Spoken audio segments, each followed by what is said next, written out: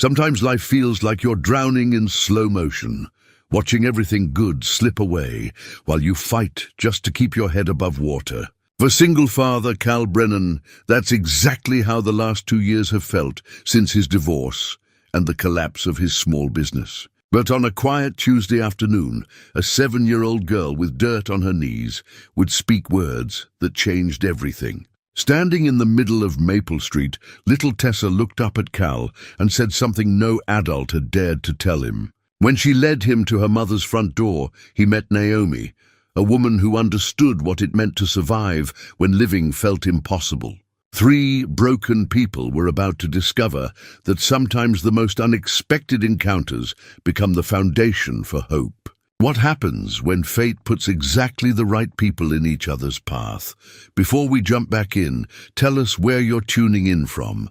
And if this story touches you, make sure you're subscribed, because tomorrow I've saved something extra special for you. The alarm clock's harsh buzz cut through Cal Brennan's restless sleep at 5:30, same as every morning for the past 2 years. He rolled over in the empty bed, his hand automatically reaching for the space where Sarah used to sleep, before reality settled back into his bones like an old ache. The sheets were cold, twisted from another night of wrestling with worries that had no easy answers. Cal's bare feet hit the hardwood floor with a soft thud, and he padded to the kitchen where yesterday's coffee mug sat in the sink, cracked down one side, but still functional, much like everything else in his life. The ancient coffee maker gurgled to life, a sound that had once been comforting, but now felt like another reminder of things that needed replacing but couldn't be afforded. Through the kitchen window, he could see the blue tarp covering the worst section of his own roof, a temporary fix that had lasted 6 months longer than intended. The irony wasn't lost on him. A man who made his living fixing other people's homes couldn't afford to properly repair his own. His tool belt hung on a peg by the back door, leather worn smooth from 15 years of honest work. The hammer's handle polished by countless jobs that had once paid well enough to support a family. The business cards in his wallet were getting thin. Brennan Home Repair had been thriving once, back when the housing market was strong and people had money for improvements. Cal remembered the satisfaction of a job well done, the weight of cash in his pocket, the way Sarah would smile when he came home with news of another big contract. Those days felt like someone else's life now. Marcus shuffled into the kitchen at 17 years old and carrying the weight of disappointment like a coat he couldn't take off. His dark hair stuck up in stubborn cowlicks that reminded Cal of his own at that age, but the resemblance ended there. Where Cal had been eager to please, Marcus moved through the world with the careful distance of someone who'd learned that caring too much led to getting hurt. "Morning, son," Cal offered, pouring coffee into a travel mug that advertised a hardware store that had closed 3 years ago. Marcus grunted something that might have been a greeting, grabbing a piece of toast and heading for the door. The school bus would be there in 10 minutes, and conversation had become as scarce as steady work. "Marcus, wait." Cal turned from the counter, studying his son's face. "How about we do something this weekend? Maybe work on that bike of yours?" "It's fine," Marcus said, not meeting his father's eyes. The bicycle in question had been sitting in the garage with a flat tire for 2 months, but Marcus had stopped asking for help with things like that. "I've got plans anyway." The door closed with a soft click that felt louder than if he'd slammed it. Cal stood in the sudden quiet, coffee growing cold in his hands, wondering when exactly he'd lost the ability to reach his own child. The divorce had been hardest on Marcus, caught between parents who'd tried to shield him from their problems but had failed spectacularly. Sarah had moved across town to an apartment near her sister, close enough for shared custody, but far enough to make every exchange feel like a small wound reopening. Cal's phone buzzed against the kitchen counter, a text from a potential client about replacing a deck. He'd submitted the estimate 2 weeks ago, low enough to hopefully beat the competition, but high enough to make the job worthwhile. The response was predictable, going with someone else. "Thanks for the quote." The morning routine continued with mechanical precision. shower with water pressure that barely qualified as more than a trickle, coffee that tasted like it had been made from grounds used twice before, and the daily inventory of his truck's contents. The Ford F-150 had 200,000 miles and a transmission that slipped in third gear, but it still ran and the bed still held his tools. The toolbox itself told the story of his career. Newer power tools mixed with hand tools inherited from his father, some dating back 40 years and still sharp enough to draw blood if handled carelessly. The neighborhood looked different in the morning light than it had when he and Sarah had first moved there 12 years ago. The houses were the same, modest two-story colonials with small front yards and the kind of architectural details that suggested pride in ownership. But the signs were there if you knew how to read them. Grass a little longer than it should be, paint starting to peel around window frames, cars in driveways that were older and showed more wear. It wasn't poverty exactly, but it was the slow slide toward it that happened when the economy shifted and left people. Like Cal scrambling to catch up, Mrs. Henderson from 3 houses down waved from her front porch where she sat with her morning coffee, a ritual she'd maintained for as long as Cal had known her. He waved back, wondering if she knew that her gutters needed cleaning and her front steps had a loose board.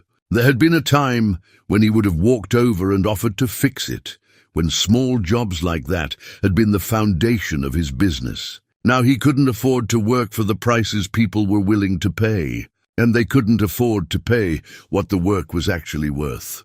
The truck started on the second try, engine turning over with a rough idle that had gotten worse over the winter. Cal had learned to ignore the sounds that meant expensive repairs were coming. The whine from the transmission, the squeak from the brakes, the way the steering wheel vibrated at highway speeds. Each noise was a problem he'd deal with when it became impossible to ignore. The automotive equivalent of his approach to most things in his life these days. As he pulled away from the house, Cal caught a glimpse of Marcus in the rearview mirror, walking to the bus stop with his backpack slung over one shoulder and his head down, looking more like a 40-year-old man than a teenager. The weight of failure sat heavy in Cal's chest. Not just the business or the marriage, but the growing distance from his son that felt like the most important thing he was losing.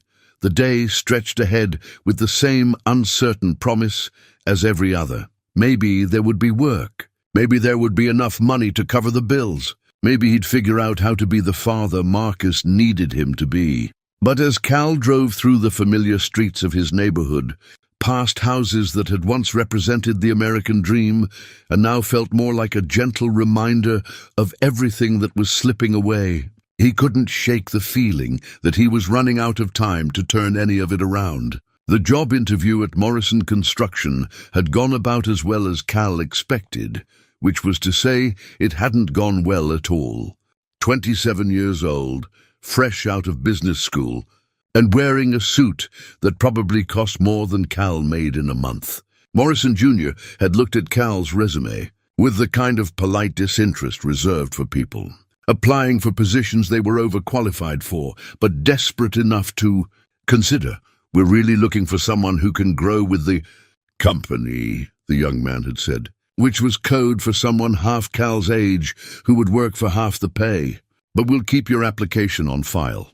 Cal's truck coughed to life in the Morrison Construction parking lot, the afternoon sun beating through windows that hadn't been washed in months. The radio crackled with static as he pulled onto the main road, heading home through neighborhoods that got progressively more modest the farther he drove from the commercial district. The transmission made that familiar grinding sound when he shifted into third, a reminder that major repairs were coming, whether he could afford them or not. Maple Street was quiet at 4 in the afternoon, most people still at work or running errands. Cal was thinking about how to explain another failed interview to Marcus when he spotted something that made him press the brakes harder than necessary. A small figure stood in the middle of the street, not moving, not crying, just standing there like she belonged nowhere else in the world.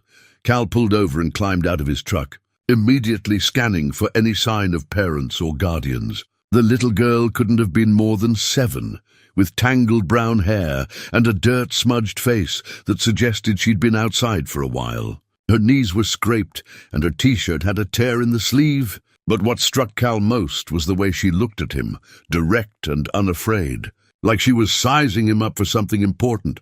"Hey there," Cal said, approaching slowly so as not to frighten her. "Are you okay? Where are your parents?" The girl studied him with serious brown eyes that seemed too old for her face. "You look tired," she said matter-of-factly. "Like my mom does." Cal crouched down to her level, close enough now to see that the scrape on her left knee was fresh and probably needed attention. "What's your name, sweetheart?" "Tessa." She wiped her nose with the back of her hand, leaving a streak of dirt across her cheek. "I fell off my bike over there."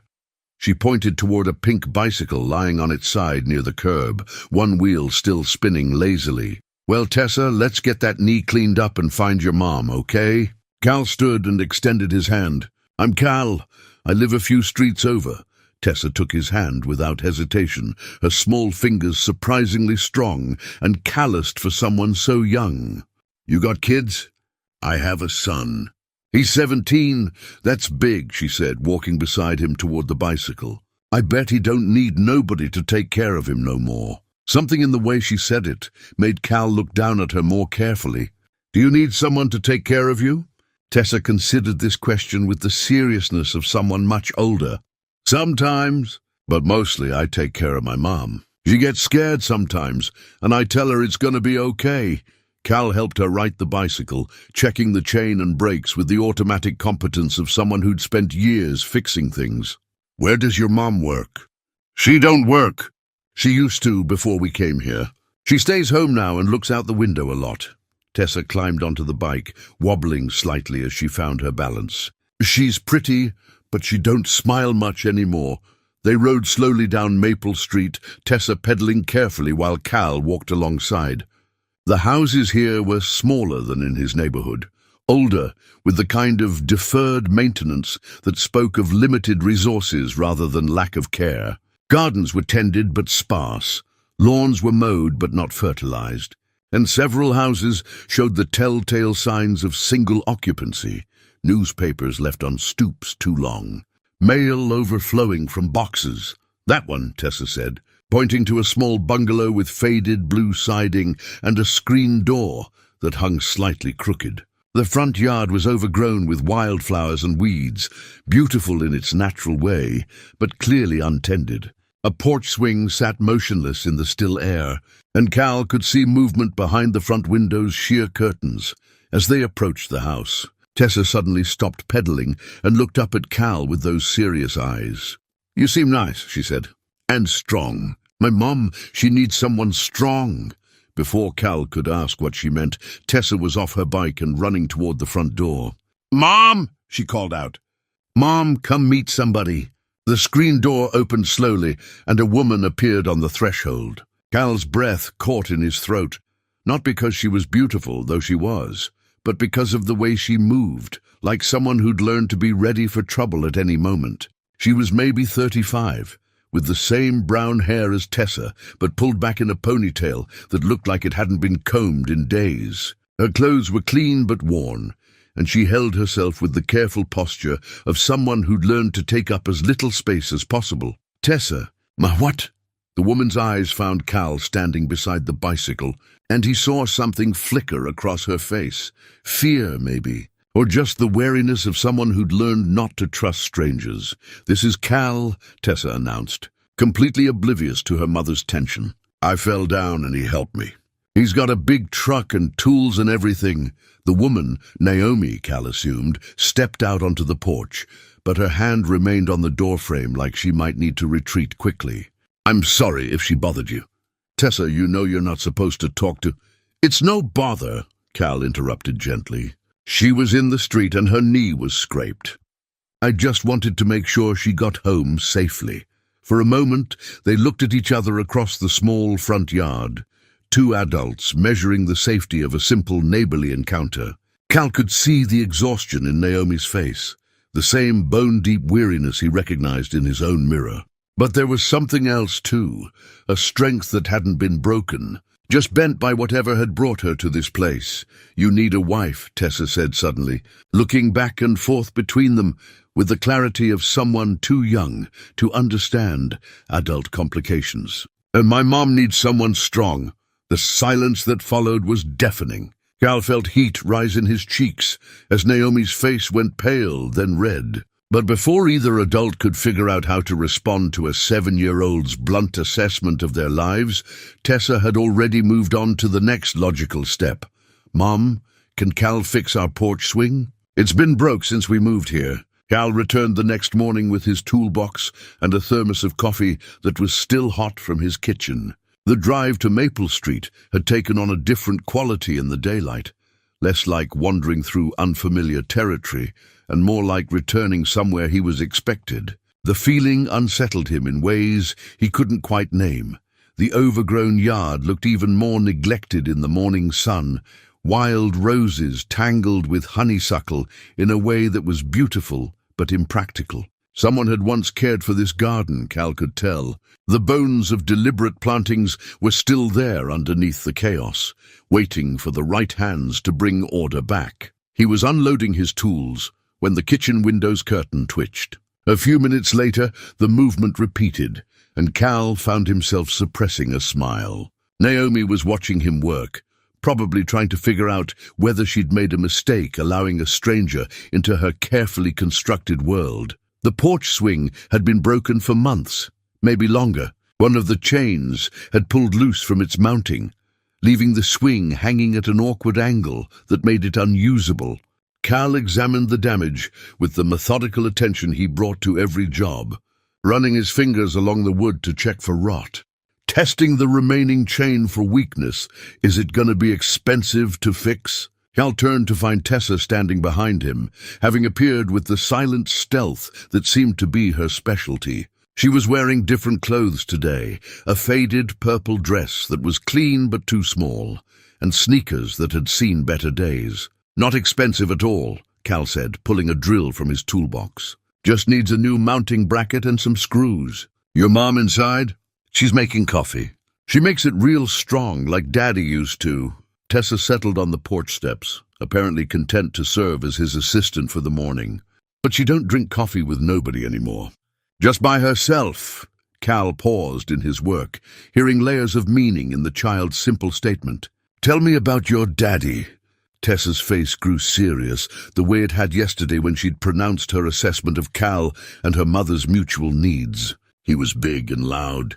Sometimes he was funny, but mostly he was mad about stuff. He made Mom cry, and he made me go to my room a lot." The honesty was devastating in its simplicity.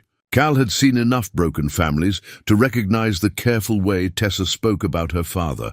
Not quite condemnation, but not affection either. Just the factual assessment of a child who'd learned early that the adults in her world weren't always safe. "Well," Cal said carefully, "sometimes moms and kids are better off on their own.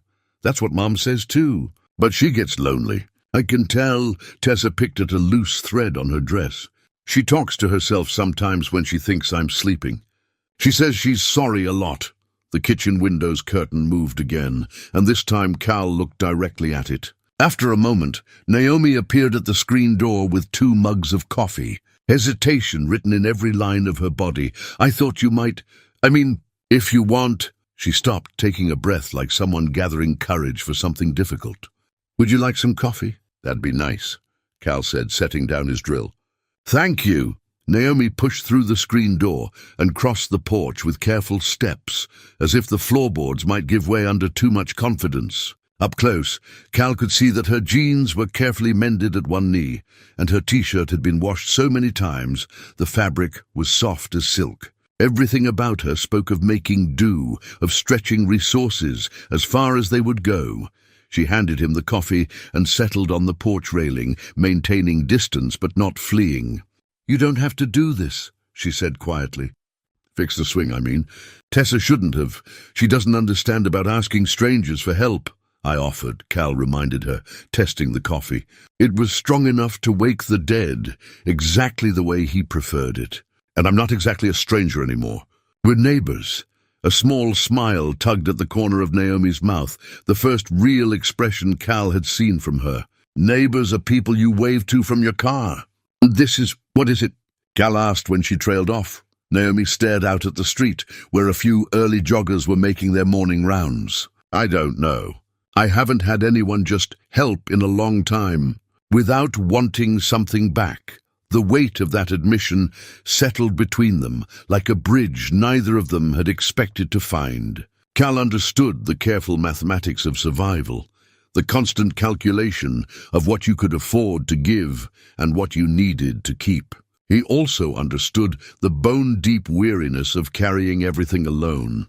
Sometimes people help because it feels good to be useful, he said, returning to work on the swing. Sometimes they help because they remember what it was like to need help, and sometimes they help because they want something, Naomi said quietly. Cal looked up from the mounting bracket he was installing. Yeah, sometimes they do, but not this time.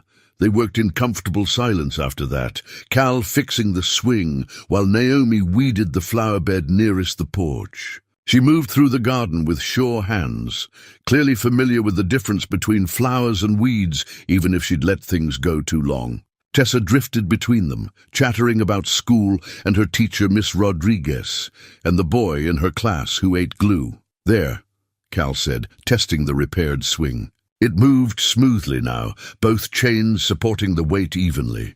Good as new, Tessa immediately claimed the swing, pumping her legs to build momentum. Look, Mom, it works. Naomi smiled, a real smile this time, the kind that transformed her entire face. I see that, baby. What do you say to Cal? Thank you, Tessa called out, hair streaming behind her as she swung. Now you should fix the loose board on the steps. Tessa, Naomi's face flushed. You can't just... She's right, Cal said, examining the step in question. This one's a little wobbly. Mind if I tighten it up while I'm here? For a moment, Naomi looked like she might protest. Then she nodded, a gesture so small it was barely perceptible. If you want to. But I can't. I don't have money to pay you right now. Didn't ask for any, Cal said, already reaching for his screwdriver. As he worked, he could feel Naomi watching him again. But this time, it felt less like surveillance and more like curiosity.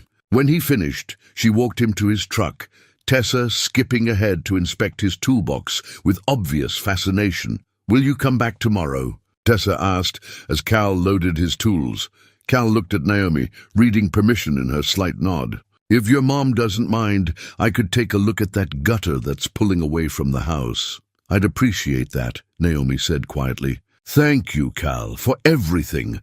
Driving away, Cal caught sight of them in his rearview mirror, Naomi and Tessa on the porch swing, moving gently back and forth in the morning sunshine. For the first time in months, he found himself looking forward to tomorrow. The house felt different when Cal walked in that evening, though he couldn't put his finger on exactly what had changed. Maybe it was the way the silence seemed less oppressive, or maybe it was simply that he'd spent the day being useful in ways that mattered. Whatever the reason, he found himself humming as he pulled leftovers from the refrigerator, something he hadn't done in months. Marcus appeared in the kitchen at 6:30, right on schedule. His backpack hit the floor with a thud that suggested either very heavy books or very little care in how he treated his things. Probably both. Hey, Cal said, looking up from the stove, where he was reheating Chinese takeout from 2 nights ago. How was school? Marcus shrugged, the universal teenage response. That could mean anything from fine to, I set the chemistry lab on fire. He grabbed a soda from the refrigerator and was heading for the stairs. When Cal tried again, I was thinking maybe this. Weekend we could work on your bike. Get that tire fixed. Maybe tune up the brakes.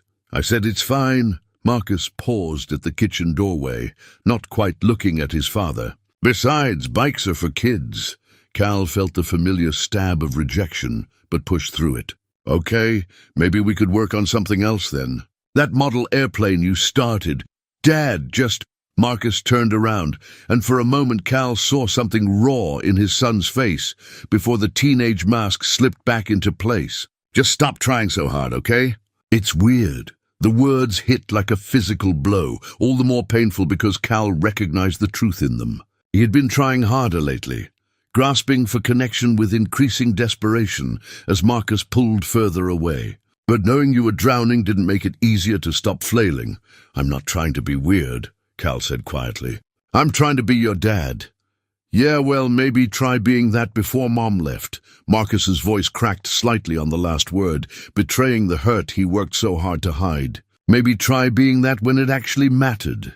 The kitchen fell silent, except for the microwave's hum and the distant sound of a neighbor's lawnmower. Cal stared at his son, this young man who looked so much like him but seemed to exist in a completely different universe, and felt the weight of every mistake he'd made in the last 3 years. You're right, Cal said finally. I wasn't there when I should have been. I was too focused on work, on trying to keep the business going, on a lot of things that didn't matter as much as you did. But I'm here now. Marcus's jaw tightened. Now, when Mom's gone and everything's already broken.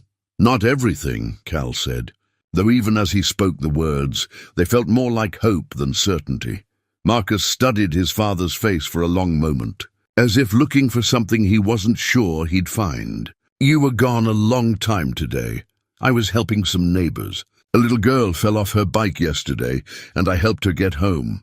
Today I fixed a few things around their house. Since when do you help neighbors? The question came out sharper than Marcus probably intended, but it contained a legitimate point. Cal had become increasingly isolated over the past year, focused entirely on his own family's crisis. Since yesterday, I guess. Cal turned off the microwave and pulled out the containers, the smell of reheated lo mein filling the kitchen. Her name's Tessa. She's 7, and she's got more guts than most adults I know. Something shifted in Marcus's expression. Not quite interest, but not complete dismissal either. What kind of stuff did you fix? Porch swing. Loose step. Nothing major.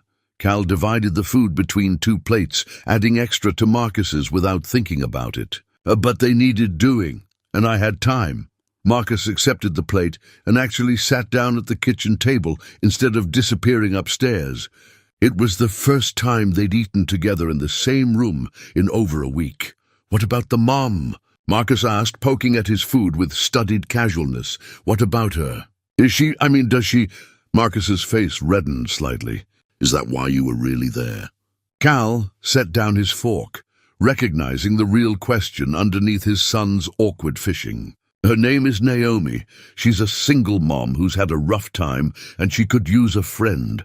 That's all. But you like her.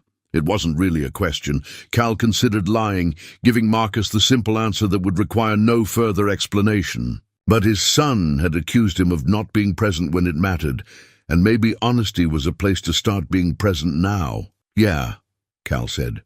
I think I do. But it's complicated. Because of Mom. Because of a lot of things. Because I don't know how to be in someone else's life when I can barely manage my own. Because Naomi's been hurt, and she's careful about trusting people. Because, Cal looked directly at his son, because I don't want to mess up anything else that matters. Marcus ate in silence for several minutes, processing this unexpected glimpse into his father's internal world. When he spoke again, his voice had lost some of its defensive edge. I broke up with Emma. The change of subject was abrupt, but Cal recognized it as an offering. Information freely given instead of extracted through careful questioning. I'm sorry to hear that. You want to talk about it? Not really. Marcus pushed rice around his plate. She said I was too angry all the time. Said it wasn't fun to be around me anymore. Cal's heart ached for his son, recognizing the echo of his own failed relationships in Marcus's words. How many times had Sarah said something similar?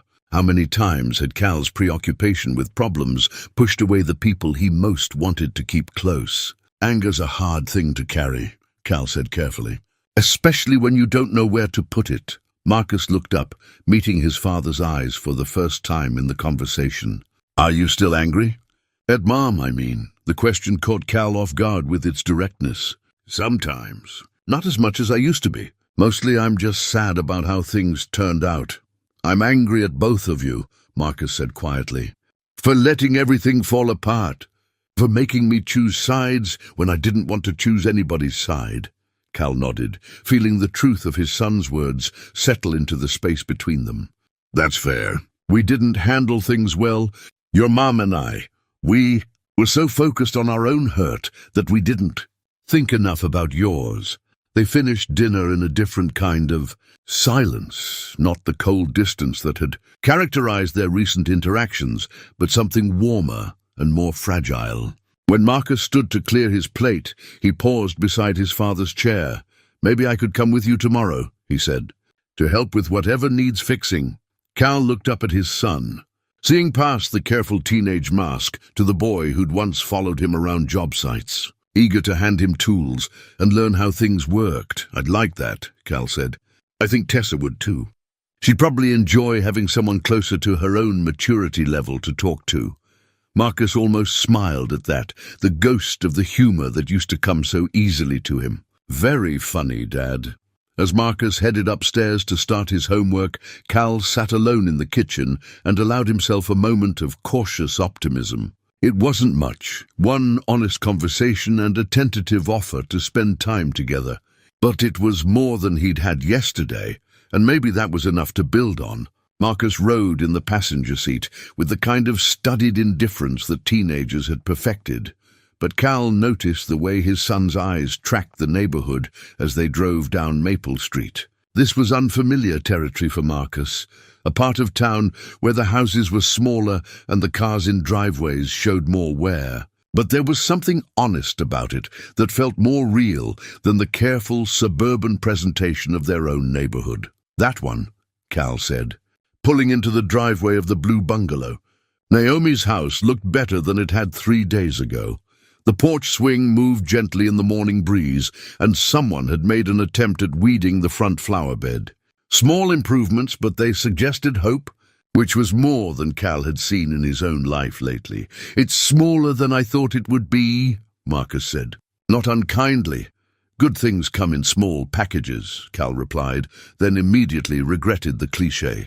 But Marcus didn't roll his eyes, just nodded and climbed out of the truck. Tessa appeared before they'd even finished unloading the tools, bursting through the screen door with the kind of energy that only 7-year-olds possessed. She skidded to a stop when she saw Marcus, suddenly shy in the presence of someone who represented the mysterious world of teenage sophistication. "You must be Cal's son," she said solemnly. "You're really tall." Marcus looked down at her with something that might have been amusement. "You must be Tessa. Cal said you were pretty brave." "I am brave," Tessa agreed matter-of-factly. "I killed a spider in my room yesterday. It was huge." She spread her arms to indicate something roughly the size of a dinner plate. "Wow," Marcus said, playing along. "That is brave." "I probably would have run away screaming," Tessa giggled, the sound bright as wind chimes in the morning air. "You're funny." "I like funny people." Naomi emerged from the house, carrying a pitcher of what looked like lemonade and wearing an expression of cautious welcome. She'd made an effort with her appearance today. Her hair was pulled back in a neat ponytail, and she was wearing a sundress that brought out the color of her eyes. Cal felt something warm settle in his chest at the sight of her. "You brought reinforcements," she said, setting the pitcher on the porch railing. "This is my son Marcus," Cal said. "Marcus, this is Naomi." "Nice to meet you," Marcus said, offering his hand with the formal politeness Cal had tried to instill in him. Naomi shook it, smiling at the gesture. "It's nice to meet you, too." Tessa's been talking about Cal all week, but she didn't mention he had such a handsome son. Marcus actually blushed, which Cal found both endearing and surprising. His son had been immune to adult compliments for months, treating them as transparent attempts at manipulation. But something about Naomi's genuine warmth seemed to slip past his defenses. "So what's the project today?" Naomi asked, pouring lemonade into glasses that didn't quite match but were perfectly clean. "I thought we'd tackle those loose boards on the back porch," Cal said. "And maybe take a look at that downspout that's pulling away from the house." "I can help," Tessa announced, attaching herself to Marcus with the immediate devotion of a younger sibling. "I'm good at holding things." Marcus looked uncertain, clearly unused to being the object of such uncomplicated admiration. "Okay, but you have to do exactly what I tell you, deal." "Deal?" Tessa agreed solemnly. They worked through the morning in pairs, Cal and Naomi on the back porch, while Marcus and Tessa tackled the easier job of organizing the scattered tools. Cal found himself stealing glances at Naomi as they worked, noting the way she moved with quiet efficiency, anticipating what he needed before he asked for it. She had good hands, steady and sure, and she wasn't afraid of getting dirty. "You've done this before," he observed, as she held a board steady while he drove in screws. "My father was a carpenter," she said. "He taught me the basics before he died. I was 12. I'm sorry, it was a long time ago." Naomi adjusted her grip on the board. "He used to say that knowing how to fix things was the most important skill a person could have, that it made you useful in the world." Smart man. He was. She was quiet for a moment, then added, "He would have liked you. He always said you could tell a lot about a person by how they treated their tools." Cal looked down at his hands, at the hammer worn smooth by 15 years of honest work. "What do mine say?" "That you take care of what matters to you.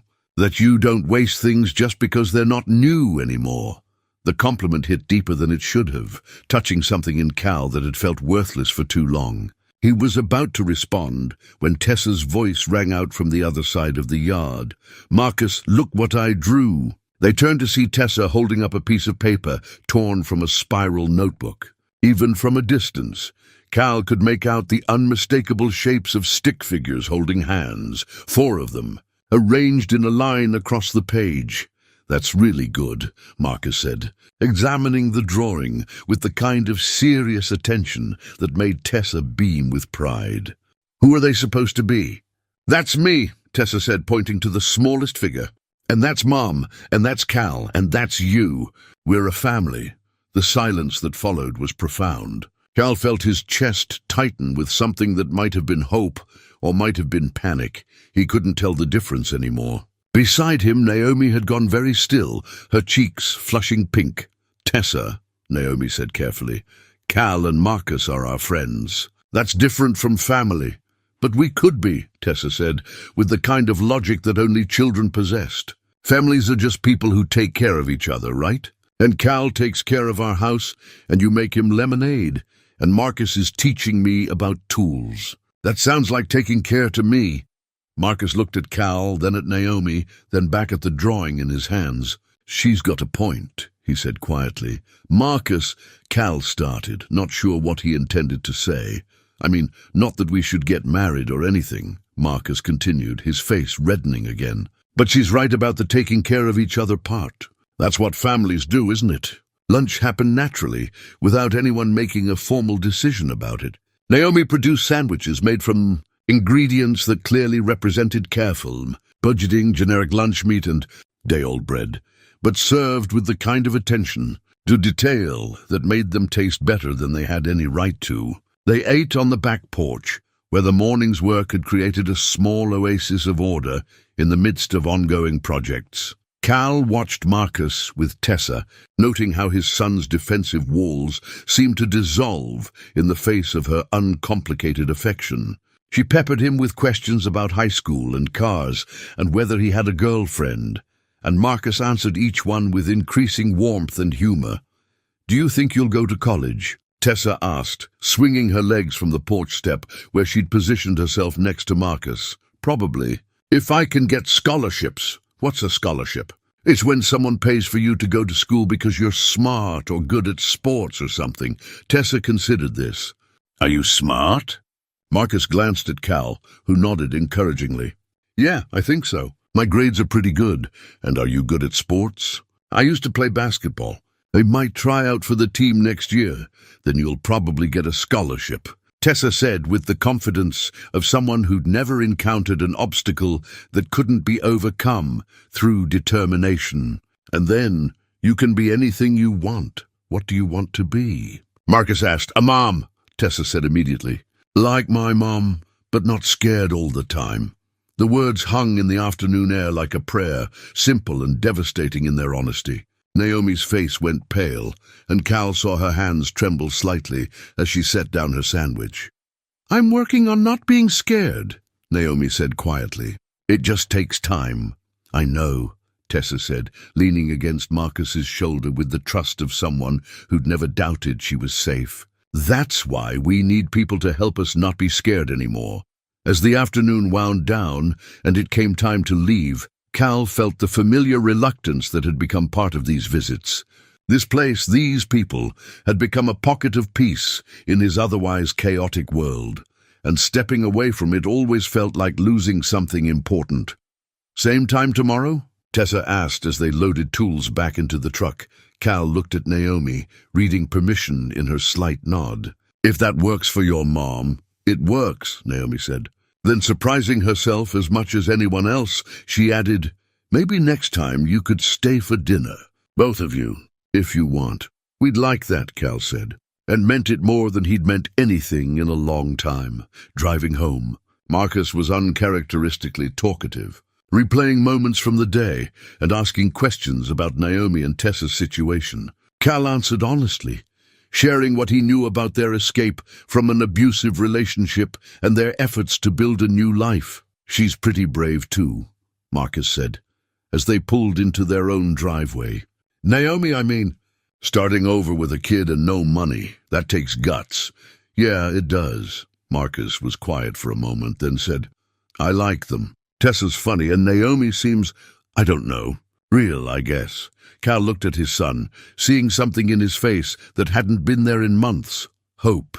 Not just for himself, but for the possibility that broken things could be fixed, that families could be more than blood and obligation. "I like them too," Cal said. "Good," Marcus said, climbing out of the truck, "because I think Tessa's drawing might be onto something."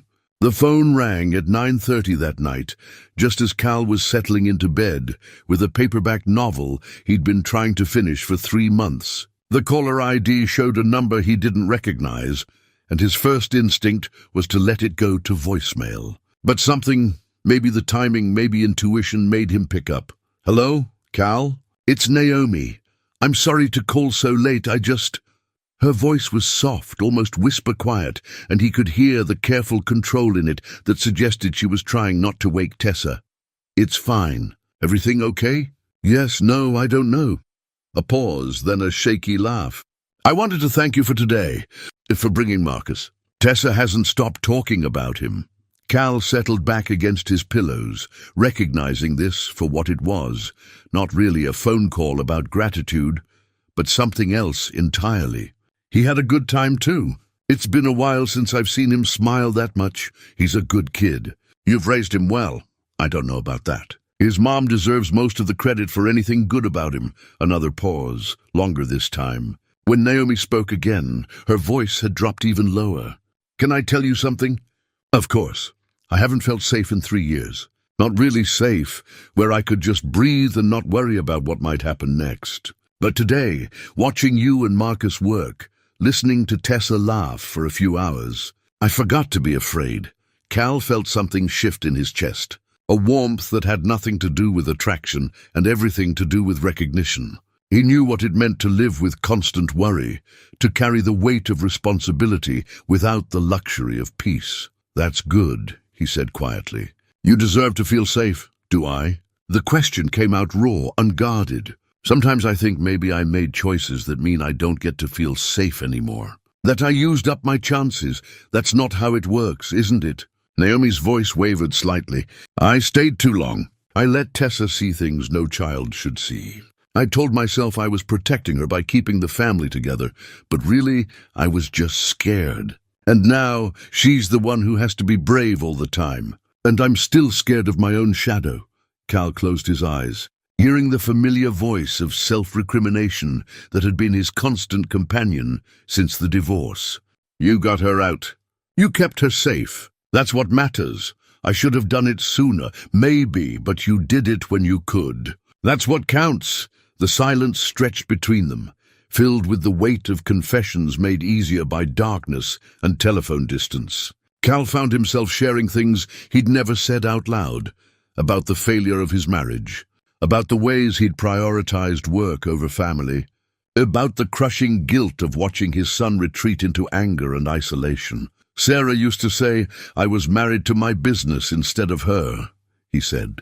I thought she was being dramatic, but she was right.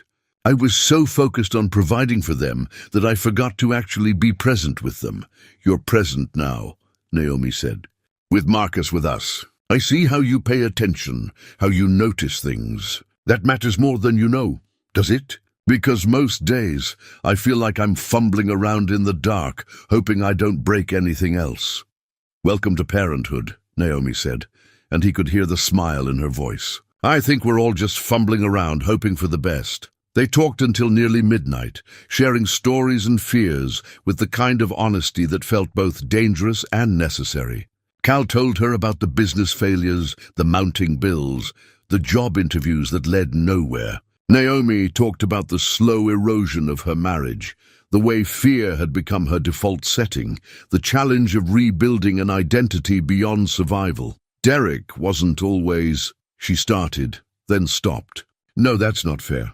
He was always controlling, I just didn't recognize it at first. He had ways of making his jealousy seem like love, his criticism seem like concern. By the time I understood what was happening, I felt too small to leave. What changed? Tessa! Naomi's voice strengthened. She started asking why Daddy yelled at me so much, why I cried after he left for work. I realized she was learning that this was what families looked like. And I couldn't let her think that was normal.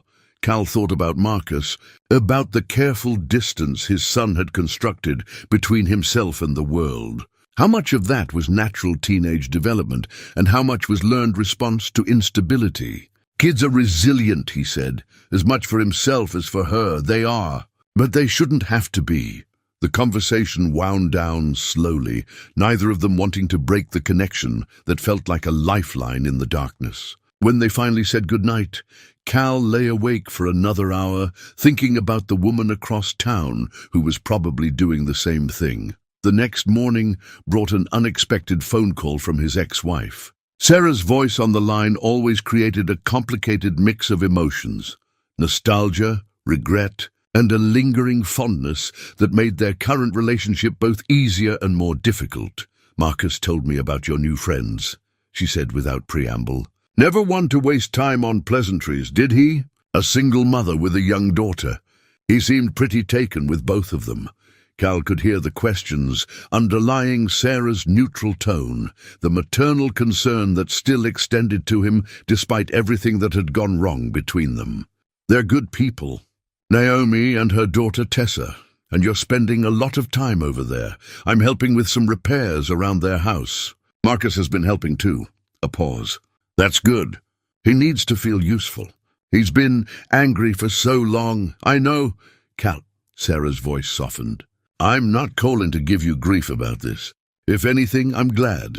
Marcus sounds happier than he has in months. I just want to make sure you're being careful. Careful how? With his heart. And with yours. He's already lost one family. I don't want him to get attached to something that might not last. The warning stung, because it contained truth Cal had been trying not to acknowledge. What was he building with Naomi and Tessa? What did he want it to become? And what would happen to all of them, especially Marcus, if it fell apart? I hear what you're saying, Cal said finally. Good. For what it's worth, I think it's brave. Trying again. I just want everyone to come out of it okay. That afternoon, Cal and Marcus returned to Maple Street with groceries for the promised dinner. It had seemed like a good idea when Naomi suggested it, but now Cal felt the weight of expectation, the sense that they were crossing from friendship into something more intentional. Naomi met them at the door, wearing a blue dress that brought out her eyes and an expression of nervous excitement. The house smelled like garlic and herbs, and Cal could hear something sizzling on the stove. I hope you like pasta, she said, ushering them into the kitchen. It's pretty much the only thing I know how to make well. We love pasta, Marcus said, immediately gravitating toward Tessa, who was setting the table with the concentrated focus of someone entrusted with an important job. The dinner was simple. Spaghetti with meat sauce, salad from a bag, garlic bread from the grocery store bakery, but it felt like a celebration. They ate by candlelight, not for romance, but because the overhead fixture had burned out, and no one had gotten around to replacing it. The conversation flowed easily. punctuated by Tessa's observations and Marcus's increasingly comfortable laughter. After dinner, while the adults cleaned up, Marcus and Tessa disappeared into the living room, where she'd set up an elaborate scene with her dolls and action figures. Their voices drifted into the kitchen, Marcus patiently explaining some complex storyline, while Tessa added her own creative modifications. "He's really good with her," Naomi said. "Watching them through the doorway, she's good for him too. He needs someone who thinks he's worth paying attention to." Naomi dried a plate slowly, her movements careful and deliberate. "Cal, can I ask you something?" "Sure. What are we doing here?" She gestured vaguely at the domestic scene around them. "This feels like something, but I don't know what to call it." Cal set down the pot he'd been washing and turned to face her. In the soft light of the kitchen, she looked young and vulnerable and beautiful in ways that had nothing to do with physical appearance. "I don't know either," he admitted. "But I know I look forward to coming here every day. I know Marcus is happier when he's here. I know when I think about not being part of your lives, it makes me sad in ways I wasn't expecting. I'm scared," Naomi said quietly, "of wanting something again, of believing it might be real. Me too." She stepped closer, close enough that he could smell her shampoo, see the flecks of gold in her brown eyes. "But maybe scared together is better than scared alone." Before Cal could respond, Tessa's voice rang out from the living room. "Cal, Marcus, come see what we built."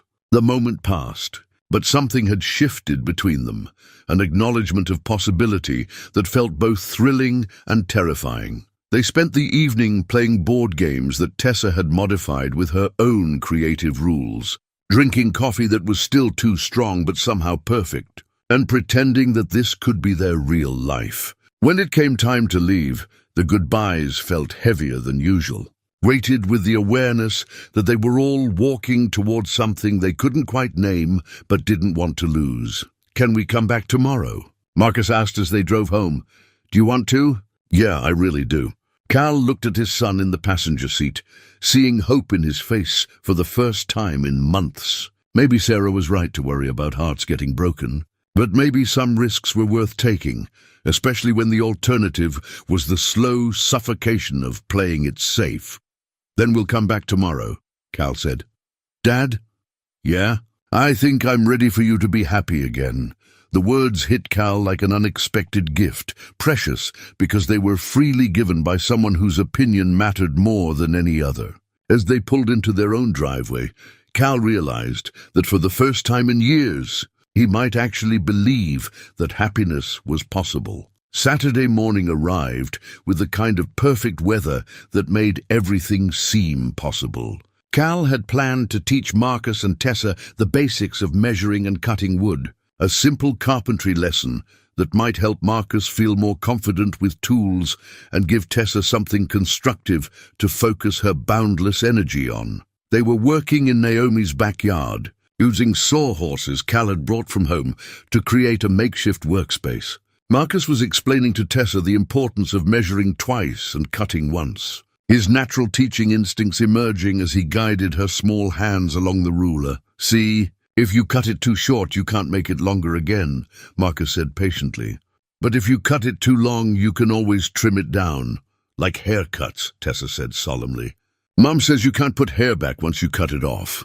Exactly like haircuts, Cal watched them work together, feeling that familiar warmth in his chest that had become associated with these Saturday mornings. Naomi was weeding the garden nearby, humming softly to herself, something she'd started doing recently.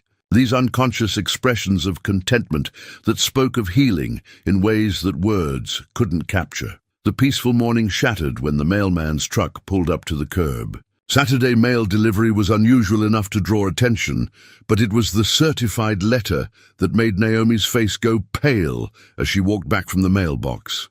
"What is it?" Cal asked, noting the way her hands trembled as she held the envelope. Naomi stared at the return address, all the color draining from her face. "It's from Derek's lawyer." The name hit the morning like a physical blow. Derek, Tessa's father, the man they'd run from, the reason for late-night fears and careful routines designed around staying invisible. Cal had heard enough about Derek Marshall to know that any contact from him meant trouble. "Mom?" Tessa looked up from her wood project, immediately sensing the change in atmosphere with the intuitive radar that children developed in unstable homes. "It's okay, baby," Naomi said. But her voice shook and the words came out thin and unconvincing. Cal moved closer, instinctively positioning himself between the letter and Tessa. "Do you want me to—" "No." Naomi's voice was sharp, then softer. "No, I need to—" She tore open the envelope with jerky movements, her breathing shallow and rapid. Cal watched her eyes scan the legal document, seeing her face cycle through confusion, disbelief, and finally a kind of hollow fear that made his chest tighten with protective anger. "What does it say?" Marcus asked quietly. Having moved to stand beside Tessa with the unconscious protectiveness that had become second nature to him over the past weeks. Naomi's hands were shaking so badly now that the paper rustled audibly. He's filing for custody, full custody. He says I'm an unfit mother who kidnapped his daughter and that—" her voice broke on the words, "that I'm living with a man in an unstable relationship that puts Tessa at risk." The silence that followed was deafening. Cal felt something cold and sharp settle in his stomach as the implications hit him. Derek Marshall had found them. More than that, he'd been watching them, documenting their growing relationship, building a case that painted their happiness as evidence of Naomi's unfitness as a mother. "That's insane," Marcus said, his teenage voice cracking with indignation. "You're the best mom—" "It doesn't matter what's true," Naomi said flatly, the fight already draining out of her voice. "He has money. He has lawyers. He has connections. And I—" She looked around at the modest house, at Cal's well-worn clothes, at the life they'd been building from scraps and hope. "I have nothing. You have us," Tessa said quietly. And the simple declaration hit everyone like a punch to the heart. Naomi knelt down to her daughter's level, trying to arrange her face into something resembling calm. "I know, sweetheart, and that means everything. But sometimes grown-ups have to figure out complicated things. Is Daddy coming back?" The question came out small and afraid, carrying all the weight of a 7-year-old's understanding that the monsters from the closet might be real after all. "I don't know," Naomi whispered, and Cal could see the admission cost her everything. He took the letter from Naomi's trembling hands, scanning the legal language with growing anger. The document was professionally crafted, full of implications and half-truths designed to paint Naomi as an unstable parent who had alienated Tessa from her father and was now exposing her to inappropriate relationships. Derek's lawyer had done his homework. There were references to Naomi's failure to maintain steady employment, her pattern of running from responsibility, and her current cohabitation with an unmarried male of questionable character. "This is garbage," Cal said, his voice harder than he intended. "It's manipulation, pure and simple, but it's legal garbage," Naomi replied, standing slowly like someone much older than her 35 years. "And judges see a father with a steady job and a nice house asking for his daughter back, and a mother who ran away in the middle of the night and can't afford a good lawyer. They see—" She gestured helplessly at herself. "They see exactly what Derek wants them to see." Cal's mind was racing, trying to think of solutions, ways to fight back. But even as he considered options, he could feel the careful structure they'd built together beginning to crumble. Derek hadn't just found them. He'd found a way to use their happiness against them. "We'll get a lawyer," he said. "A good one." "I have some money saved." "Cal, no." Naomi shook her head, backing away from him like his offer was dangerous. "Don't you see? This is exactly what he wants. He wants to prove that I'm unstable, that I make bad decisions, that I put men before Tessa's welfare. If you get involved, if you spend money on lawyers for me, it just proves his point. So what are you saying?" Naomi looked at him with eyes that held more pain than anyone should have to carry. "I'm saying maybe Derek is right. Maybe I have been selfish. Maybe wanting something for myself, wanting to be happy, was wrong when Tessa's safety should be my only priority." "Mom, no." Tessa reached for her mother. sensing the conversation moving in a direction that threatened everything she'd begun to trust. "Don't say that," Marcus said fiercely, surprising everyone with the strength in his voice. "Don't let him win by making you think you don't deserve to be happy." But Cal could see the wheels turning in Naomi's mind, could watch her retreating into the survival mode that had kept her and Tessa alive for 3 years. She was calculating distances, measuring risks, preparing to run again if necessary. "I need to think," she said finally. "I need to, Tessa, go pack your favorite toys. Just a few things. Are we leaving?" Tessa's voice was very small. "I don't know yet, but we need to be ready. Just in case." Cal felt something desperate rise in his chest, the same panic he'd experienced when Sarah had told him she wanted a divorce. But this was worse, because this time he could see clearly what he was losing. And he knew that once Naomi disappeared into whatever hole she thought would keep Tessa safe, he'd never find them again. "Wait," he said as Naomi turned toward the house. "Just wait. Give me 24 hours. Let me make some calls. Let me see what we can find out about our options." Naomi paused, her hand on the screen door handle. "Cal, I can't ask you to—" "You're not asking. I'm offering 24 hours, Naomi. Before you run, before you tear apart everything we've built here, give me 24 hours to see if there's another way." For a moment, Cal thought she would refuse, would choose the familiar certainty of flight over the unknown risks of staying and fighting. But then Tessa slipped her hand into her mother's, and something in that simple gesture of trust seemed to steady Naomi enough to consider possibilities beyond escape. 24 hours, she said quietly. "But after that, we do what's safest for Tessa, no matter what it costs the rest of us." As Naomi and Tessa went inside to begin the grim process of preparing for another flight, Cal found himself standing in the backyard with Marcus, surrounded by the remnants of their carpentry lesson and the sudden knowledge that everything could fall apart as quickly as it had come together. "Dad?" Marcus's voice was uncertain, younger than it had sounded in months. "Are we going to lose them?" Cal looked at his son, seeing the fear in his face, the understanding that happiness was always temporary and families could dissolve without warning. It was the same expression Marcus had worn the day Sarah moved out, the same careful preparation for disappointment that had become his default response to anything good. "I don't know," Cal said honestly, "but I'm going to try like hell to make sure we don't." As they loaded tools back into the truck with mechanical precision, Cal's mind was already racing ahead, thinking of lawyers and favors and whatever it might take to prove that sometimes broken people could build something stronger together than they'd ever been apart. He had 24 hours to find a way to keep his new family from disappearing, and he intended to use every minute of them.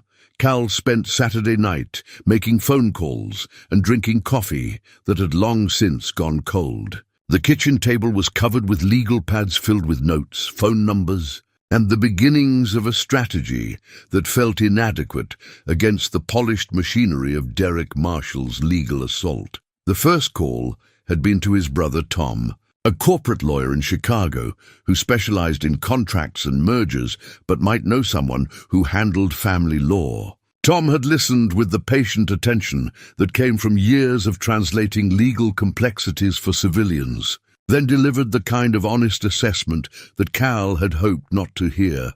"Family court is unpredictable on the best days," Tom had said. "When you're dealing with a father who can afford good representation and has been building a case for months, it gets a lot harder." The fact that she took the child across state lines without permission, even if she had good reasons, that's going to be a problem. So, what are our options? Get the best family lawyer you can afford.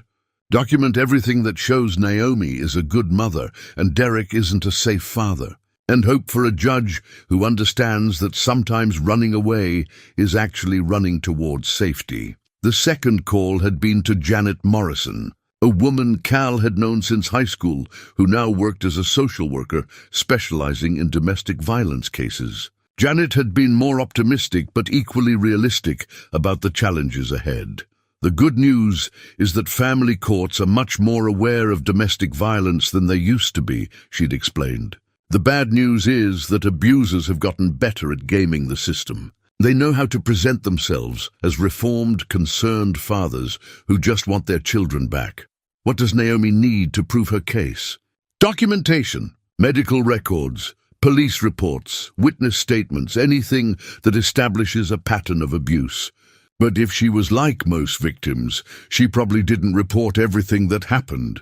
Janet had given him the name of Margaret Chen, a family lawyer who specialized in domestic violence cases and had a reputation for taking on difficult fights. The conversation with Chen had been scheduled for Sunday morning, which left Cal with a sleepless night to worry about things beyond his control. Marcus had gone to bed around 11, but not before stopping by the kitchen table, where Cal was surrounded by legal documents and half-formed plans. "Are you going to be able to fix this?" Marcus had asked, and the question contained layers of meaning that went far beyond the immediate crisis. "I'm going to try," Cal had said, "but it might not be up to me. It's not fair." They were happy. We were all happy. The simple statement had hit Cal harder than any complex legal argument could have. His son was right. They had been happy, genuinely happy in ways that none of them had experienced in years. And now that happiness was being used as evidence against them by someone who had never wanted Naomi and Tessa to be safe, only wanted them to be his. Sunday morning came grey and drizzly, the kind of weather that seemed designed to match the weight of difficult conversations.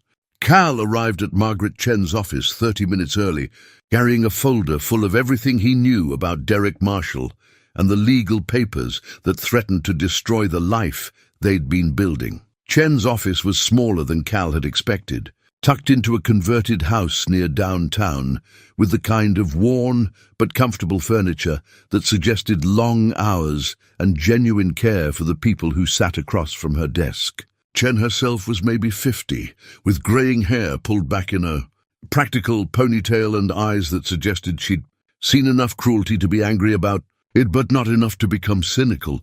"Tell me about Naomi," she said after. Cal had explained the basic situation, not the legal facts. "Tell me about who she is." Cal found himself talking about morning coffee and lemonade on the porch, about the way Naomi hummed while she worked in the garden, and how she never raised her voice to Tessa even when she was clearly exhausted. He talked about her careful way of moving through the world, the gradual relaxation of her shoulders over the weeks they'd known each other, the way she'd started to believe that happiness might be possible again. And Derek, "I've never met him, but I've seen what he did to them." Naomi flinches when doors close too loud. Tessa asks permission before she laughs. "They came here with one suitcase and enough fear to last several lifetimes." Chen took notes in handwriting that looked like it had been perfected through years of capturing people's stories. "The challenge we're facing is that Derek's lawyer is going to paint this as a custody dispute between divorced parents, not a domestic violence case. He's going to argue that Naomi overreacted to normal marital conflict and has been alienating Tessa from her father. But that's not what happened. I believe you. But belief isn't evidence, and evidence is what wins in court." Chen set down her pen and looked directly at Cal. "I need you to understand something. Taking this case, fighting Derek Marshall, is going to be expensive, time-consuming, and emotionally brutal. He's going to investigate every aspect of Naomi's life and yours. He's going to try to make your relationship look predatory, your financial situation look unstable, and Naomi's decisions look selfish." Cal felt something cold settle in his stomach. "Are you saying we shouldn't fight?" "I'm saying you should know what you're walking into. And I need to know if you're prepared to see this through, no matter how ugly it gets." The question hung in the air between them, carrying implications that Cal was only beginning to understand. Fighting for Naomi and Tessa would mean exposing his own life to scrutiny, risking his relationship with Marcus, and possibly losing everything in a battle they might not win. "They're worth fighting for," he said finally.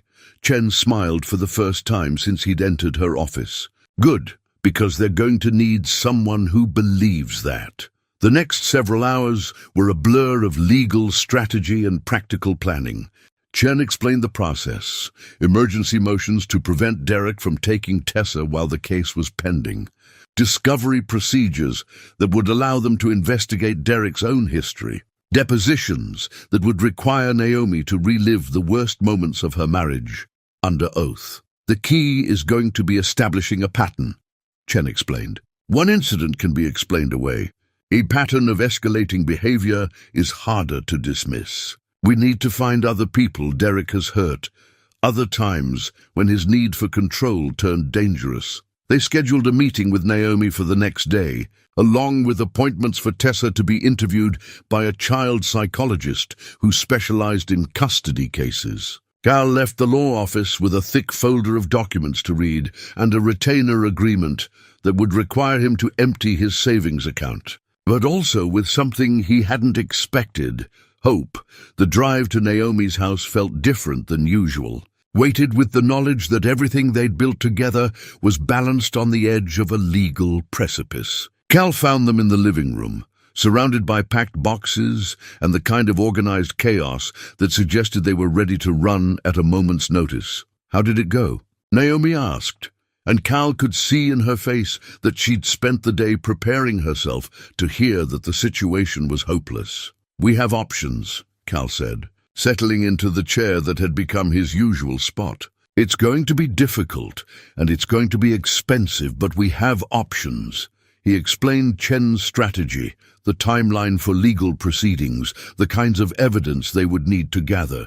As he talked, Cal watched Naomi's face cycle through emotions: relief that they weren't giving up, fear about the legal battle ahead, and something else that took him a moment to identify: guilt. "Cal, I can't let you spend your savings on my problems," she said when he finished explaining the financial reality of fighting Derek. "That's not fair to you or Marcus." "Fair doesn't have anything to do with it," Cal replied. "This isn't your problem, Naomi. It's our problem. Derek isn't just threatening you and Tessa, he's threatening our family." The word hung in the air between them, more powerful than Cal had intended. Family. It was the first time he'd used the term to describe what they'd become, and he could see in Naomi's face that it carried weight for her too. "Is that what we are?" she asked quietly. "I think so." "I hope so." Tessa looked up from the coloring book she'd been using to distract herself from the adult conversation. "Are we going to stay here? In our house?" Cal knelt down to her level, meeting her serious brown eyes with as much certainty as he could muster. "We're going to try our very best to make sure you can stay, but even if we have to go somewhere else for a while, we're going to stick together. All of us. Promise?" The word was a trap, the kind of commitment that could break a person's heart if circumstances made it impossible to keep. But looking at Tessa's face, seeing the way she was holding on to hope with both hands, Cal found himself making a promise he had no guarantee he could honor. "Promise," he said. That evening, while Tessa was having her bath and Naomi was reading legal documents with the kind of grim determination that suggested she was preparing for war, Cal found himself standing on the front porch with Marcus. The neighborhood was quiet, most families inside having dinner or settling in for the evening. But there was something peaceful about the ordinary routine of it that felt precious in the face of everything that could be lost. "You know this could go badly," Marcus said, echoing the thoughts Cal had been trying not to acknowledge. "Yeah, I know. We could lose them. And we could lose a lot of money trying to keep them." "That's possible too." Marcus was quiet for a moment, processing the adult reality of risk and sacrifice. "But if we don't try, if we just let Derek take them, we definitely lose them." "That's right. Then we fight," Marcus said, his voice carrying a certainty that reminded Cal of the boy he'd once been, before life had taught him to be careful with hope. "Whatever it takes, we fight." As they stood together on the porch, father and son united in their determination to protect the family they'd found in the most unexpected place. Cal felt something shift in his understanding of what it meant to be brave. Courage wasn't the absence of fear. It was the willingness to move forward despite fear, to risk everything you cared about for the chance to keep it. The legal battle ahead would test all of them in ways they couldn't imagine. Derek Marshall had money, connections, and a 3-year head start on building his case.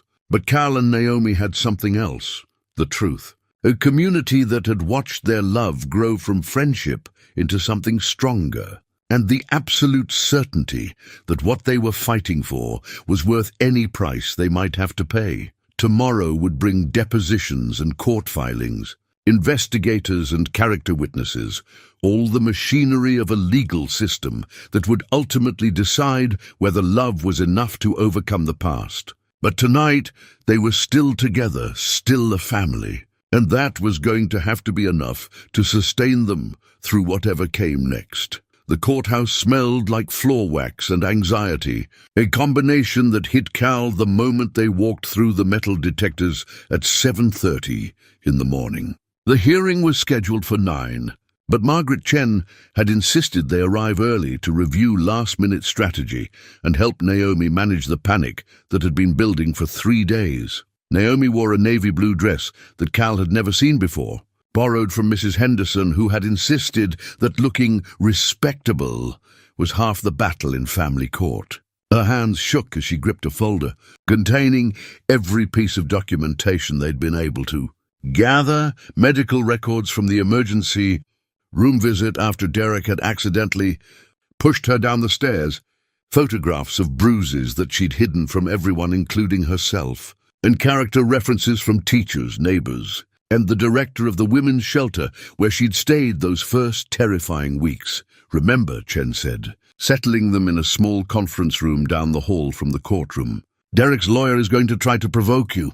He's going to make it sound like you're an unstable woman who overreacted to normal marital stress. Don't take the bait. Stick to the facts." Cal squeezed Naomi's hand under the table, feeling how cold her fingers were despite the building's stuffiness. They'd spent the weekend preparing for this moment, but nothing could really prepare someone for having their worst memories dissected by strangers in suits. "What about Tessa?" Naomi asked for the 3rd time that morning. "She's with the court-appointed child advocate right now. Dr. Rodriguez is very good at talking to children about difficult situations. Tessa will be fine." At 8:45, Derek Marshall walked into the courthouse, and Cal got his first look at the man who had terrorized the 2 people he'd come to love most in the world. Derek was younger than Cal had expected, maybe 38, with the kind of aggressive confidence that came from never having been told no by anyone who mattered. He wore an expensive suit and carried himself like someone accustomed to getting his way through intimidation, disguised as charm. "Naomi," Derek's voice carried across the hallway, warm and concerned in a way that made Cal's skin crawl. "You look good. Being away from me seems to agree with you."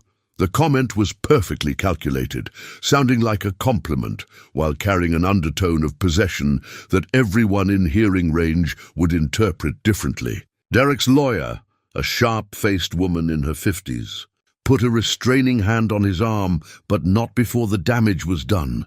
"Don't respond," Chen whispered to Naomi, who had gone pale at the sound of her ex-husband's voice.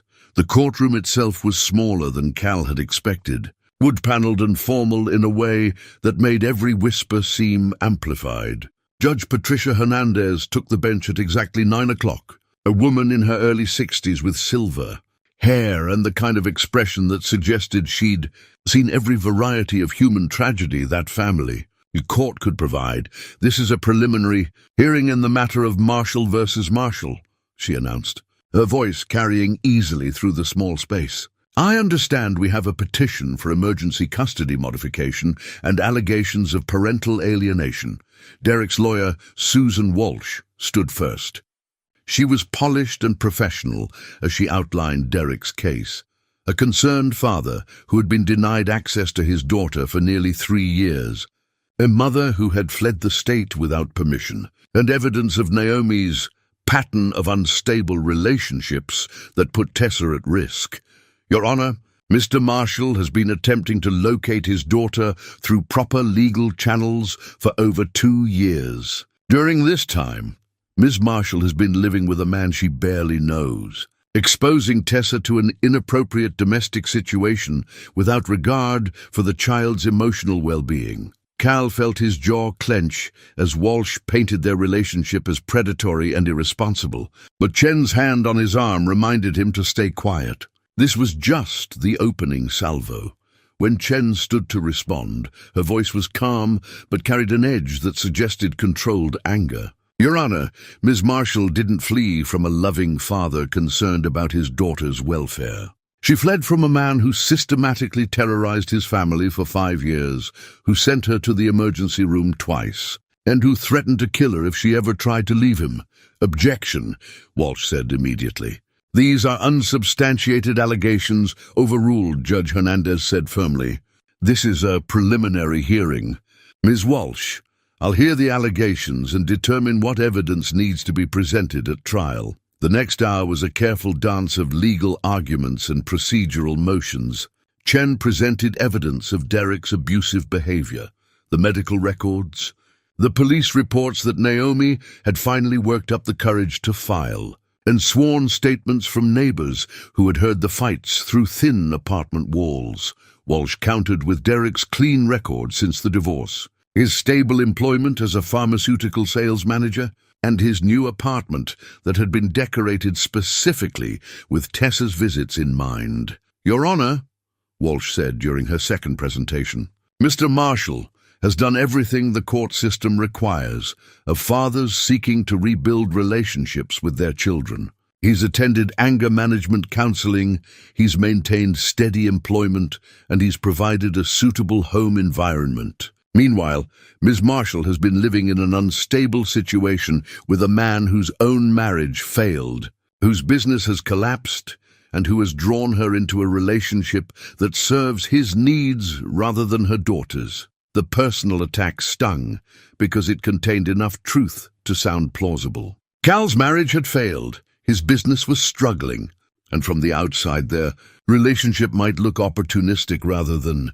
genuine, but then Chen called her first. Witness, Mrs. Henderson took the stand with the dignity of someone who had raised 6 children and buried 2 husbands, who understood the difference between love and possession because she'd lived long enough to see both up close. "I've been watching that family for 8 months, she testified, her voice clear and strong despite her 73 years. "I've seen how gentle Cal is with that little girl, how patient he is when she wants to help with projects that would be easier to do alone. I've seen how Naomi stopped looking over her shoulder all the time, how she started laughing again. And what is your opinion of their relationship?" Chen asked. "It's what love looks like when it grows up," Mrs. Henderson said simply. "Not the flashy kind that burns out fast, but the steady kind that builds something lasting." Dr. Sarah Valdez, Tessa's pediatrician, testified next about the improvement in Tessa's health and emotional state over the past year. "When I first saw Tessa, she had symptoms consistent with chronic stress in children, sleep disturbances, digestive issues, hypervigilance. Her most recent checkup showed a completely different child. She's gained weight, her sleep patterns have normalized, and she demonstrates age-appropriate social development. In your professional opinion, what accounts for this change?" "Stability, safety, and the presence of adult male figures who model healthy relationships rather than dominance and control." When Walsh cross-examined Dr. Valdez, she focused on the fact that Tessa had been living with unmarried adults in an undefined relationship, but the pediatrician wasn't shaken. "Children need stability and love. Ms. Walsh, they don't need marriage certificates to feel safe." The morning's final witness was Detective Maria Santos, who had taken the police report on Derek's last assault against Naomi. Santos was in her 40s, built like someone who could handle herself in a fight, and she had no patience for lawyers who tried to minimize domestic violence. "Mr. Marshall broke his wife's wrist and gave her a concussion," Santos testified. "When we arrived at the scene, he was calm and cooperative, which is typical of abusers who know how to manipulate law enforcement. He claimed his wife had fallen down the stairs, but you didn't believe him. The injuries weren't consistent with a fall. And Ms. Marshall was terrified in a way that only comes from repeated trauma. Walsh objected to Santos's characterization, but Judge Hernandez allowed it to stand. As they broke for lunch, Cal could see the exhaustion in Naomi's face, the cost of having her worst memories examined and questioned by strangers. But there was something else too, a kind of strength that came from finally telling the truth after years of keeping secrets. "How are we doing?" Cal asked Chen as they walked to a nearby diner. "Better than I expected." "Walsh is good, but she's working with bad facts. Derek looks good on paper, but in person, he has the kind of arrogance that makes judges uncomfortable." They sat in a booth by the window, picking at sandwiches none of them really wanted while reviewing the afternoon strategy. Naomi would testify last, and Chen warned her again about staying calm no matter how provocative Walsh's questions became. "She's going to try to make you angry," Chen said.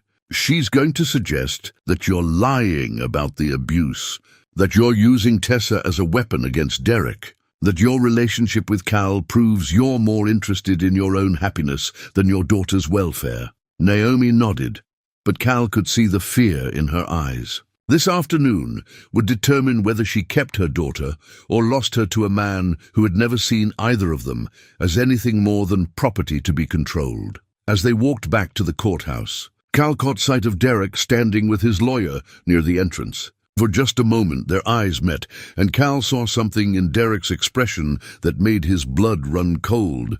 Not anger or desperation, but the calm confidence of someone who was certain he was about to win. The afternoon session would determine whether that confidence was justified. The afternoon session began with Derek taking the stand, and Cal had to admire the man's performance, even as it made him sick to watch. Derek had transformed himself into the picture of concerned fatherhood, his voice soft with emotion, his answers carefully measured to show both strength and vulnerability. "I love my daughter more than my own life," Derek testified, looking directly at Judge Hernandez with the kind of earnest sincerity that had probably charmed dozens of juries. "These past 3 years without her have been the longest of my life. I've done everything the court asked: counseling, anger management, rebuilding my life, all so I could be the father Tessa deserves." Walsh guided him through his transformation narrative with practiced skill. The anger management classes, the steady employment, the apartment with a bedroom decorated in princess themes because he remembered that Tessa loved fairy tales. It was a compelling story, made more effective by Derek's obvious intelligence and natural charisma. "When you and your ex-wife had conflicts during your marriage, how did you handle them?" Walsh asked. "Not well, I'll admit," Derek said, managing to look both ashamed and dignified. "I was working long hours, trying to provide for my family, and sometimes I brought that stress home with me. Naomi and I would argue, and I said things I regret. But I never laid a hand on either of them in anger." Cal felt Naomi stiffen beside him. The lie was so smoothly delivered that if he hadn't seen the medical records, hadn't watched Naomi flinch at sudden movements, he might have believed it himself. "What is your understanding of why your ex-wife left with Tessa?" Derek's face arranged itself into an expression of confused hurt. "I think she was overwhelmed. Being a mother is difficult, and Naomi always struggled with anxiety. When we had that last fight about money, about the future, I think she panicked. She convinced herself that running away was the solution, instead of working through our problems like adults." When Chen cross-examined Derek, she started slowly, establishing timeline and facts with the patient precision of someone building a trap. "Mr. Marshall, you testified that you never physically harmed your wife or daughter. Are you familiar with the medical records from St. Mary's Hospital dated March 15th, 2021? "I am. Naomi fell down our stairs. It was an accident that resulted in a broken wrist, 3 bruised ribs, and a concussion. She was carrying laundry, lost her footing. I called the ambulance myself." Chen introduced the emergency room photos into evidence, and Cal watched Derek's composure crack slightly as the images were displayed. Naomi's injuries were extensive, the kind that spoke of deliberate violence rather than accidental falls. "Dr. Martinez, The attending physician that night noted in his report that Mrs. Marshall's injuries were inconsistent with a fall downstairs. "Were you aware of his professional opinion?" "Doctors make mistakes," Derek said, but his voice had lost some of its earlier warmth, and the police report filed 3 days later. "Also a mistake?" Derek's lawyer objected, but Judge Hernandez allowed the question. Derek's answer came out clipped and defensive. Naomi was confused. The head injury? She wasn't thinking clearly. Chen methodically worked through each incident, each emergency room visit, each neighbor's complaint about loud arguments and crying. With each question, Derek's mask of concerned fatherhood slipped a little more, revealing glimpses of the controlling man underneath. The turning point came when Chen asked about the night Naomi finally left. "What did you say to your wife that last evening, Mr. Marshall?" "I don't remember exactly. We were arguing about bills, about her spending. Did you tell her that if she ever tried to leave you, you would hunt her down?" Derek's face went pale. "I may have said something about working through our problems. Did you tell her that you would kill her before you let another man raise your daughter?" "I was angry. People say things when they're angry that they don't mean. So you did threaten to kill her," Walsh objected, but the damage was done. Derek's careful facade had cracked completely, revealing the rage that always simmered just below the surface.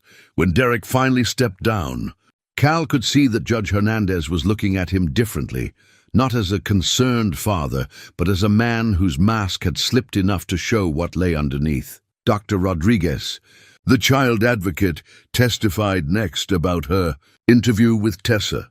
She was careful to protect Tessa's privacy while still conveying the essential information. "Tessa is a remarkably articulate and emotionally intelligent child," Dr. Rodriguez testified.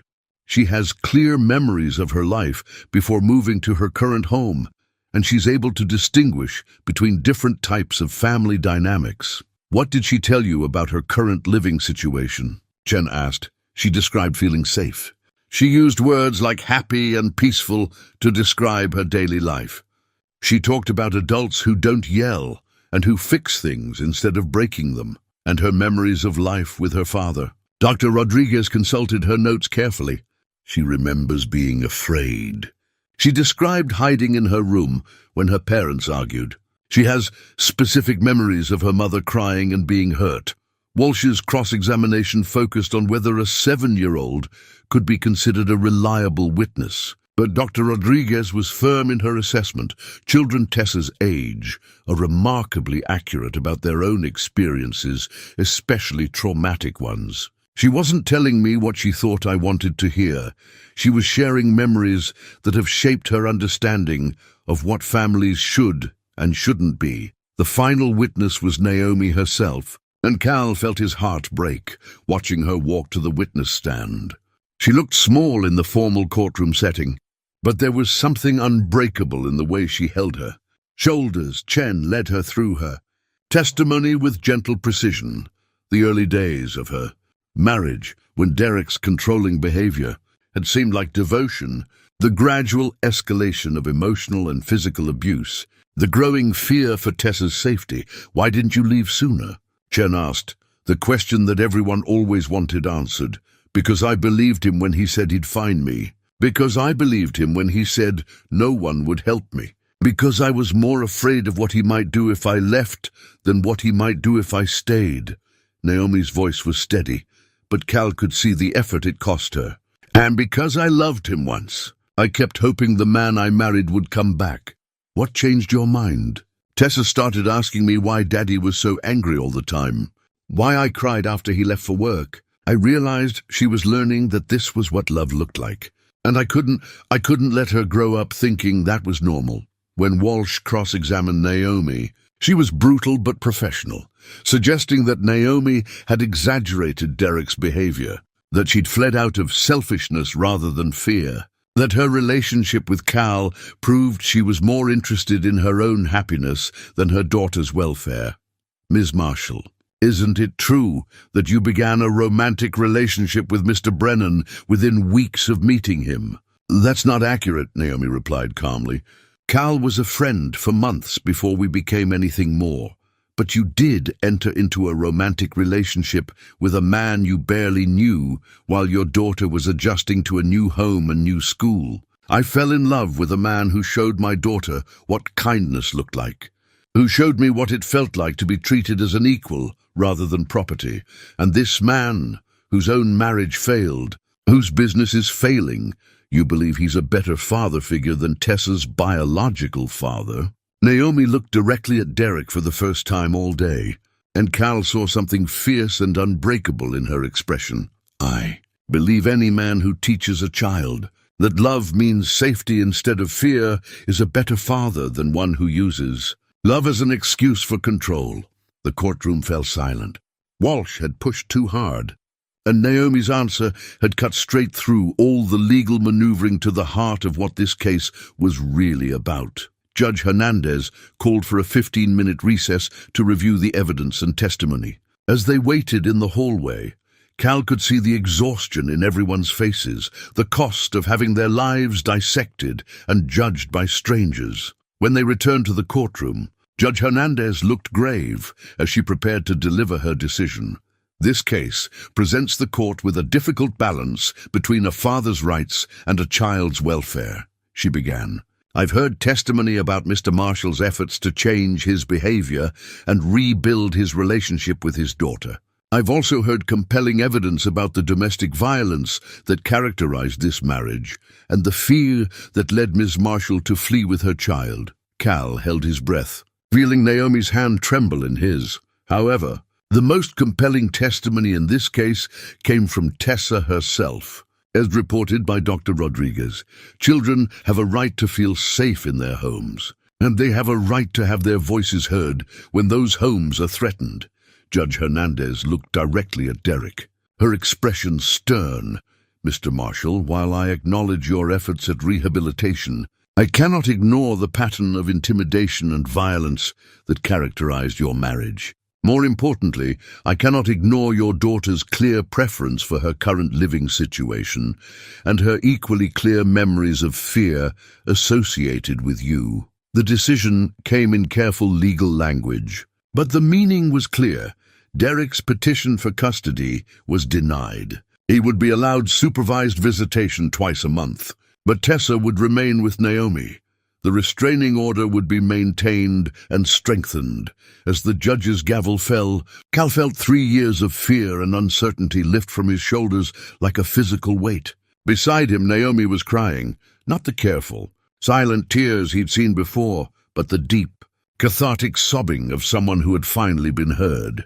6 months later, the small church on Elm Street was filled with the kind of warm light that made everything look touched by grace. Cal stood at the altar in his best suit, the one he'd worn to job interviews and court hearings, now pressed into service for the happiest day of his life. The ring in his pocket was simple, a thin gold band that had belonged to his grandmother, polished until it caught the afternoon sunshine streaming through stained glass windows.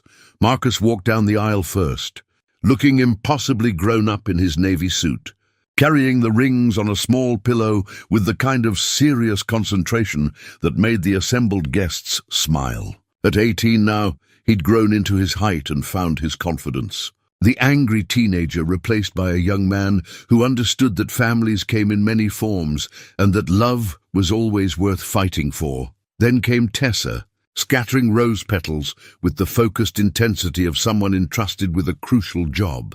Her dress was the palest pink, chosen after weeks of deliberation between what was practical and what made her feel like the princess she'd always dreamed of being.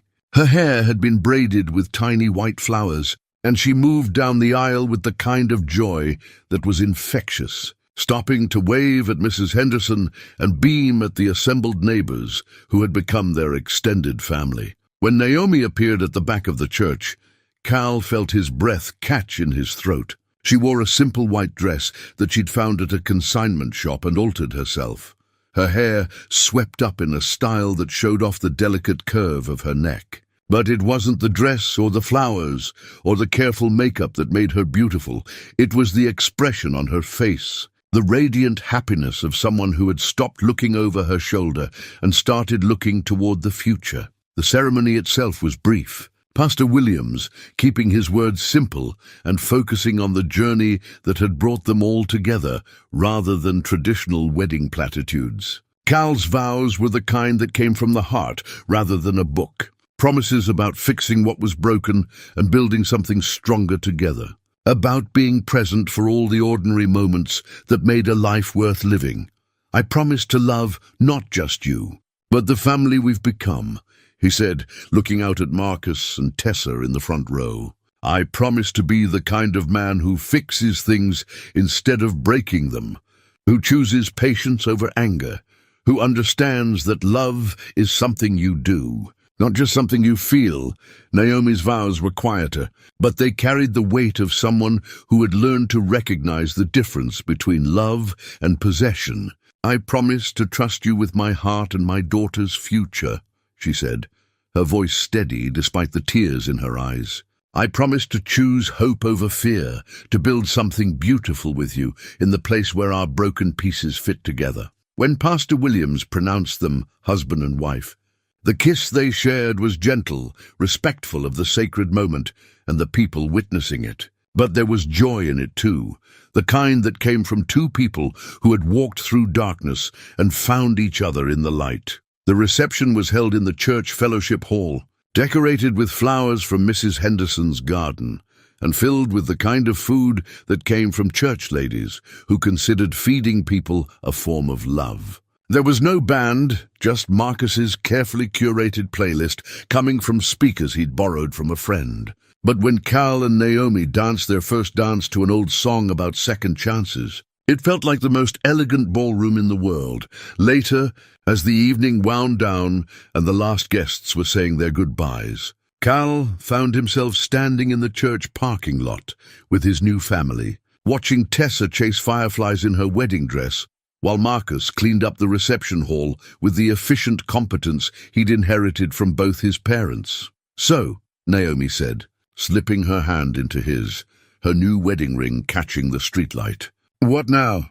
Cal looked at the house across town that was waiting for them, their house now, with enough bedrooms for everyone and a workshop in the garage where he could teach both kids the satisfaction of building something with their own hands. His business was steadily rebuilding, helped by referrals from satisfied customers and the reputation for honest work that had sustained him through the lean years. Marcus had been accepted to community college with a partial scholarship, planning to study business and maybe take over the family company someday. Now we go home, Cal said simply.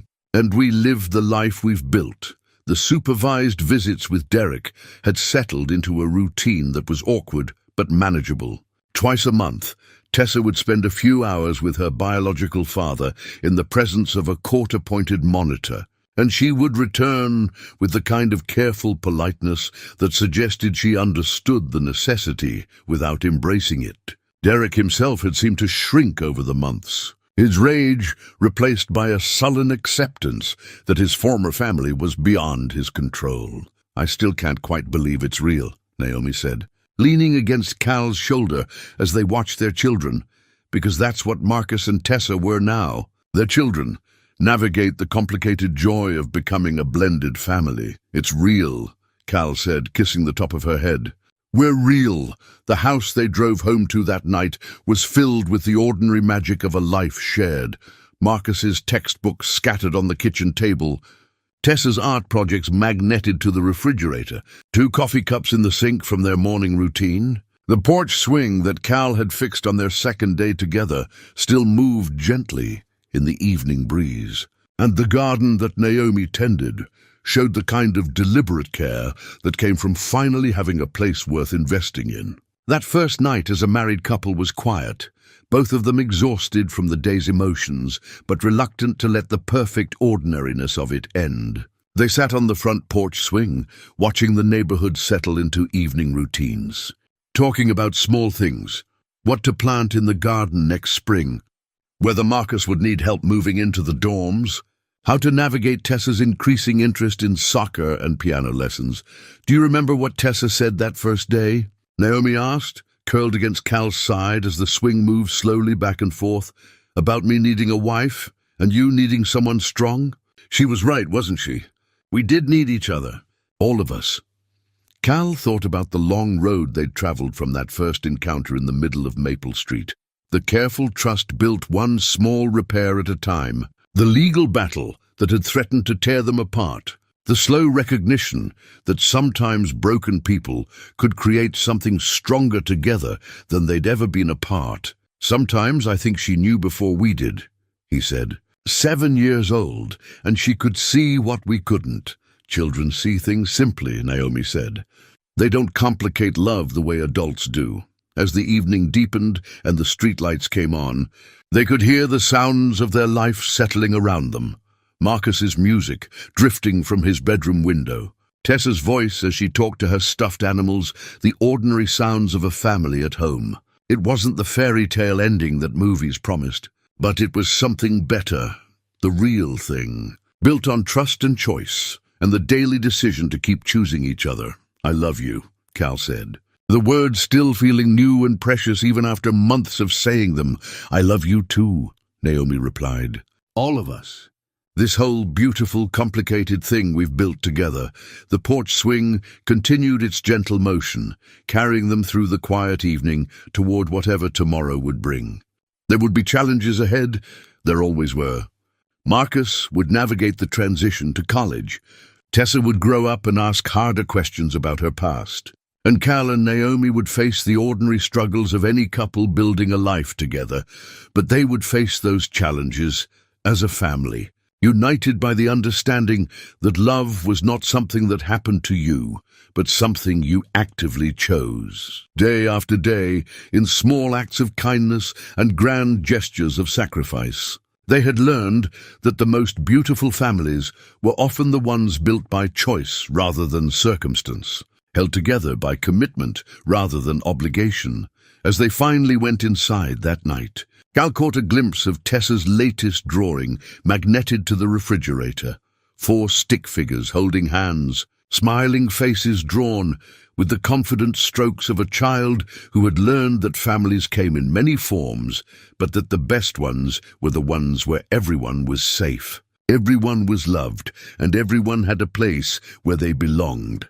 Sometimes, he thought, as he turned off the lights and followed his wife upstairs, the most profound truths really could come from the mouth of a 7-year-old girl, brave enough to tell 2 strangers exactly what they needed to hear. They had needed each other, all of them, and in finding each other they had found something none of them had believed was possible anymore. A future worth staying for, a love worth fighting for, and a family worth everything they'd had to sacrifice to keep it.